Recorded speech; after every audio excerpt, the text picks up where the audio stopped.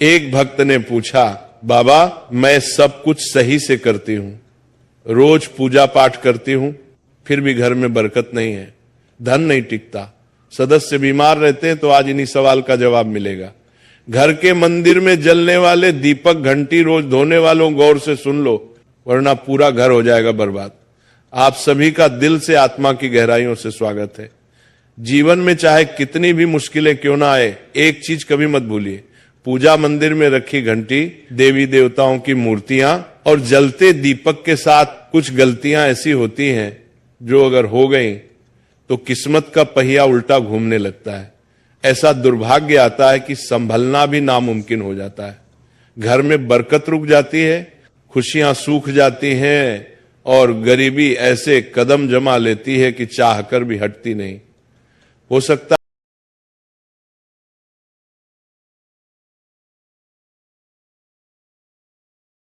और सफलता बस दूर से हाथ हिलाती है। हम बिना समझे जाने अनजाने कुछ ऐसा कर बैठते हैं जो हमारे भाग्य का दरवाजा बंद कर देता है, और जब सब हाथ से निकल जाता है तब हमारे पास रह जाता है सिर्फ पछतावा और ताने। लेकिन घबराइए मत, आज इस प्रवचन में हम आपको पूजा मंदिर से जुड़ी हुई रहस्यपूर्ण बातें बताएंगे, जिन्हें सुनकर आपका दिल खुद कहेगा, गुरुजी आपने तो मेरी सोई किस्मत जगा दी। तो इस प्रवचन को अंत तक देखना, क्योंकि ये सिर्फ जानकारी नहीं, ये आपकी जिंदगी बदलने की कुंजी है। बहुत से लोग पवित्र वस्तुओं को धर्म का प्रतीक मानकर मंदिर में रख लेते हैं, लेकिन वही सबसे बड़ी गलती कर बैठते हैं। आज हम आपको विस्तार से बताएंगे पूजा मंदिर में कौन सी चीजें रखना शुभ है और कौन सी अशुभ, दीपक कितने बजे जलाना चाहिए और जलाते समय कौन सा मंत्र बोलना चाहिए, घंटी कब बजानी है, सुबह या शाम, और कितनी बार, शंख कब और कैसे बजाना चाहिए, और बजाते समय किस मंत्र का जाप करना चाहिए, दीपक रोज धोना चाहिए या नहीं, मंदिर में कितनी मूर्तियां रखनी चाहिए और क्यों। ये 7-8 बातें छोटी लग सकती हैं, लेकिन इनका असर आपकी किस्मत पर सीधा पड़ता है। इस तरह की जानकारी आपको कहीं और नहीं मिलेगी, चाहे आप लाखों करोड़ों खर्च कर दें। हम अपने मन से कोई कहानी नहीं गढ़ते, ये सब ज्ञान है। ज्योतिष शास्त्र, धर्मशास्त्र और ऋषि मुनियों की वाणी से लिया हुआ, जिसे हम आपके लिए आसान भाषा में लेकर आते हैं। और हां, एक भक्त ने हमसे पूछा था, गुरुजी मैं रोज पूजा करता हूं लेकिन फल क्यों नहीं मिलता, उल्टा नुकसान ही हो जाता है। इस प्रवचन में मैं आपको इस रहस्य का भी जवाब दूंगा। पूजा हमारे जीवन का अभिन्न हिस्सा है। हर कोई किसी न किसी देवी देवता की आराधना करता है। कोई मां दुर्गा के चरणों में शीश झुकाता है, तो कोई भगवान विष्णु के नाम का स्मरण करता है, और हां, उनकी पूजा का फल भी मिलता है। लेकिन क्या आप जानते हैं, छोटी छोटी अनजानी गलतियां ही उस फल को रोक देती हैं। ये गलतियां इतनी मामूली लगती है कि हम इन्हें नजरअंदाज कर देते हैं, लेकिन शास्त्रों में साफ लिखा है, पूजा में पूर्ण फल पाना है तो इन बातों का ध्यान रखना जरूरी है। आज हम बात करेंगे घर के मंदिर में दीपक और घंटी के सही उपयोग के बारे में। क्या दीपक को रोज धोना चाहिए या हफ्ते में 1-2 बार धातु का दिया हो तो कब और कैसे साफ करना चाहिए? मिट्टी के दीपक का सही समय और सही अवसर कौन से हैं? मंदिर में किस प्रकार की घंटी का उपयोग सबसे शुभ माना जाता है? घंटी कब बजानी है, कितनी बार बजानी है, और क्या शाम की पूजा में घंटी बजाना उचित है? सबसे पहले बात करते हैं मिट्टी के दिए की। ये साधारण सा दिखने वाला दिया वास्तव में शुद्धता और पवित्रता का प्रतीक है। दिवाली हो, कोई धार्मिक पर्व हो या फिर कोई बड़ा अनुष्ठान, मिट्टी का दिया जलाने का अपना ही महत्व है। घर के मंदिर में या दरवाजे के पास जब इसे जलाया जाता है तो ऐसा लगता है मानो लक्ष्मी माता खुद आपके आंगन में प्रवेश कर रही हो। लेकिन ध्यान दीजिए, जब ये दिया मंदिर में रखा जाता है तो इसके नियम बदल जाते हैं। मिट्टी का दिया एक बार जलाने के बाद दोबारा मंदिर में नहीं रखना चाहिए। हर बार नया मिट्टी का दिया ही उपयोग करना शुभ माना गया है। ऐसा करने से वास्तु दोष दूर रहता है और घर में बरकत बनी रहती है। अब आगे इस प्रवचन में हम जानेंगे मंदिर की घंटी से जुड़े हुए रहस्य, जो शायद आपको पहले कभी नहीं बताए गए। अब आते हैं धातु के दियों पर। आपने देखा होगा कि लोग पीतल या तांबे के दिए इस्तेमाल करते हैं। ये न केवल सुंदर होते हैं बल्कि इनका धार्मिक महत्व भी अत्यंत गहरा है। लेकिन इन्हें सिर्फ जलाना काफी नहीं है, इनकी शुद्धि भी उतनी ही जरूरी है। इन्हें रोज धोकर खासकर गंगा जल से साफ करना चाहिए। गंगा जल से धोने पर दिया पवित्र हो जाता है और घर में सकारात्मक ऊर्जा चारों ओर फैल जाती है। अगर आप हफ्ते में केवल 1-2 बार इन्हें साफ करते हैं तो ये पूरी तरह से शुद्ध नहीं हो पाते, इसलिए इसे अपनी रोजाना की आदत बना ले। और अब आते हैं घर के मंदिर की घंटी पर। पीतल की घंटी की ध्वनि ऐसी होती है जो वातावरण की नकारात्मक ऊर्जा को तुरंत दूर कर देती है और सकारात्मकता का प्रवाह बढ़ा देती है। लेकिन इसे कभी भी दक्षिण दिशा में ना रखें, यह अशुभ माना जाता है। घंटी को हमेशा पूजा स्थल के पास या मंदिर के प्रवेश द्वार पर रखें। सबसे शुभ घंटी वह होती है जिस पर गरुड़ की नक्काशी हो, इसे गरुड़ घंटी कहते हैं और इसे अत्यंत पवित्र व फलदायक माना गया है। अब सवाल आता है घंटी कितनी बार बजानी चाहिए। भोग लगाते समय घंटी को 5 बार बजाएं। ऐसा करने से भगवान भोग को जल्दी स्वीकार करते हैं। पूजा के दौरान घंटी को जोर जोर से या लगातार नहीं बजाना चाहिए, सिर्फ 3 बार बजाना ही उचित है। घंटी को हमेशा दाहिने हाथ से बजाएं और इसका मुख पूजा स्थल की ओर होना।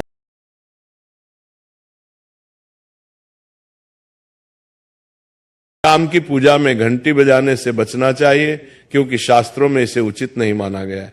इन नियमों का पालन करने से आपका पूजा पाठ कई गुना अधिक फलदायक और प्रभावी हो जाएगा। यह बातें छोटी लग सकती हैं, लेकिन इनका असर आपकी किस्मत पर गहरा पड़ता है। एक और बहुत ही महत्वपूर्ण बात जो अक्सर लोग नजरअंदाज कर देते हैं, जब भी आप किसी मंदिर जाएं, खासकर घर के बाहर वाले मंदिर में, तो मंदिर में प्रवेश करते समय ही घंटी बजे, मंदिर से बाहर निकलते समय घंटी बजाने की कोई आवश्यकता नहीं होती। जब आप घंटी बजाते हैं तो ये सिर्फ आवाज नहीं होती, ये भगवान को दिया गया संकेत होता है। प्रभु, मैं आपके द्वार पर आ चुका हूं, आपकी शरण में हूं। एक बार घंटी बजाने का मतलब है कि आपने भगवान के दरबार में प्रवेश कर लिया है और पूजा आरंभ कर रहे हैं। 2 बार घंटी बजाने का अर्थ है कि आप अपनी प्रार्थना, अपने मन की बात सीधे भगवान के समक्ष रख रहे हैं। अब हम आपको कुछ ऐसी बातें बताने जा रहे हैं जिन्हें शायद आपको कोई ना बताए, इसलिए इन बातों को ध्यान से सुनिए क्योंकि ये आपके पूजा पाठ को और भी अधिक फलदायी बना सकती है। अब आइए जानते हैं पूजा मंदिर के कुछ आवश्यक नियम। पूजा करते समय आपका मुख हमेशा पूर्व दिशा की ओर होना चाहिए। यह दिशा सबसे शुभ मानी जाती है क्योंकि यहां से सूरज की पहली किरण आती है जो सकारात्मक ऊर्जा से भरी होती है। पश्चिम की ओर मुख करके भी पूजा की जा सकती है, लेकिन पूर्व दिशा का लाभ कई गुना अधिक है। घर की सीढ़ियों के पास पूजा घर बनाना अशुभ माना गया है क्योंकि वहां नकारात्मक ऊर्जा का प्रवाह अधिक होता है। भगवान का आसन हमेशा आपके आसन से ऊंचा होना चाहिए, कम से कम 10 इंच ऊंचा। भगवान की प्रतिमा को सीधे जमीन पर रखना अशुभ माना जाता है। ऊंचा आसन पूजा स्थल में सकारात्मकता और ऊर्जावान माहौल बनाए रखता है। पूजा करते समय हमेशा चटाई या आसन पर बैठे। ये न केवल आरामदायक है बल्कि ध्यान और श्रद्धा को भी स्थिर रखता है।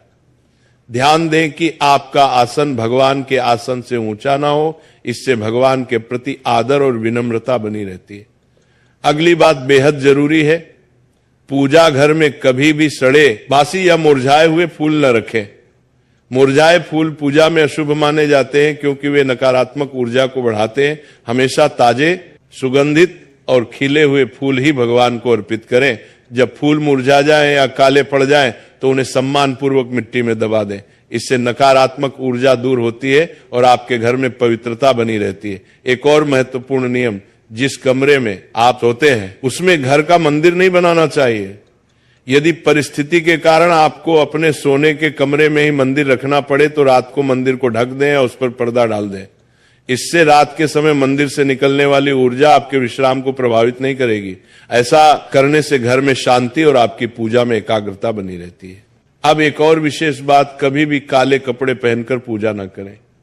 सनातन परंपरा में माना जाता है कि काले वस्त्र मन में भारीपन और नकारात्मक भाव लाते हैं जो पूजा की ऊर्जा को कमजोर कर देते हैं। हमेशा शुभ और हल्के रंग के वस्त्र पहने ताकि मन में शांति, पवित्रता और सकारात्मकता बनी रहे। चलिए अब जानते हैं घर के पूजा मंदिर में किन चीजों को नहीं रखना चाहिए। किसी भी देवी देवता की एक ही तस्वीर या मूर्ति रखें। एक से अधिक तस्वीरें ऊर्जा का संतुलन बिगाड़ सकती हैं और पूजा का प्रभाव कम कर सकती हैं। एक ही रूप को स्थान दें ताकि भगवान की ऊर्जा पूरे मन से आपके जीवन में प्रवाहित हो। घर में शिवलिंग रखना अत्यंत पवित्र माना जाता है, लेकिन इसे सही दिशा में रखें। हमेशा उत्तर या पूर्व दिशा में रखें और स्वच्छ स्थान पर ही स्थापना करें। इसे शोरगुल या गंदे स्थान पर कभी ना रखें। भगवान की टूटी हुई मूर्तियां या फटी तस्वीरें पूजा स्थान से तुरंत हटा दें।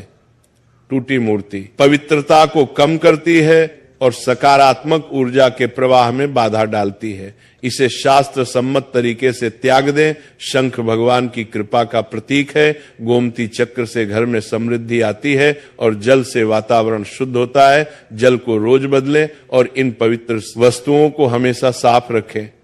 रोज पूजा स्थल की सफाई करें। गंदगी से नकारात्मक ऊर्जा आती है और ध्यान भंग होता है। स्थान को सुंदर, सुव्यवस्थित और सुगंधित रखें ताकि मन सहज रूप से भगवान में लग सके। अब आइए जानें कि हमारे घर के पूजा मंदिर से जुड़े कुछ ऐसे नियम जिन्हें मानना बेहद जरूरी है। सबसे पहले पूजा स्थान हमेशा घर के शांत और पवित्र कोने में होना चाहिए और अगर वह उत्तर पूर्व दिशा में हो तो सबसे उत्तम है। यह दिशा घर में सकारात्मक ऊर्जा का संचार करती है और आपकी पूजा को और प्रभावशाली बनाती है।